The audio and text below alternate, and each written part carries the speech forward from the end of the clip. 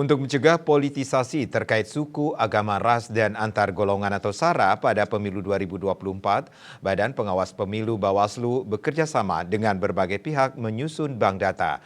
Bank data itu menjadi dasar untuk pengambilan kebijakan pencegahan dugaan pelanggaran pemilu dengan menyajikan karakteristik dan sebaran sebagai kajian ilmiah.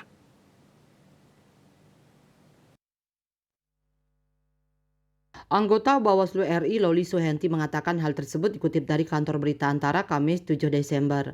Loli mengatakan Bawaslu juga gencar melakukan pendidikan pemilih dengan melibatkan tokoh masyarakat, organisasi pemberdayaan masyarakat, FKUB, Forum Kerukunan Umat Beragama, media daring dan luring, dan seluruh elemen masyarakat.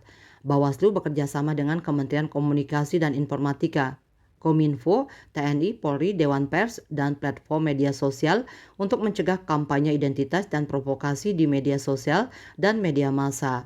Pihaknya intensif melakukan patroli pengawasan cyber secara intensif untuk mencegah potensi berkembangnya politisasi identitas. Bawaslu mengidentifikasi 4 indikator politisasi SARA di Indonesia, yakni meliputi kampanye berisi sentimen SARA di media sosial, kampanye identitas di tempat umum, penolakan calon kandidat berbasis SARA, serta kekerasan berbasis SARA. Pada pemilu serentak 2024 terdapat 2.749 daerah pemilihan dapil dengan total populasi pemilih mencapai 204.807.222 orang dengan tempat pemungutan suara TPS mencapai 823.220. Data tersebut termasuk pemilih diaspora atau warga negara Indonesia WNI di luar negeri.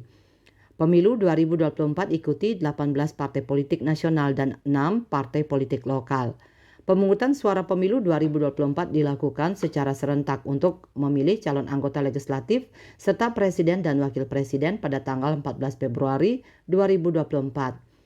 KPU juga telah menerima pendaftaran 3 bakal pasangan Capres-Cawapres, yakni Anies Baswedan, Muhaimin Iskandar, Ganjar Pranowo Mahfud MD, dan Prabowo Subianto Gibran Raka Buming Raka.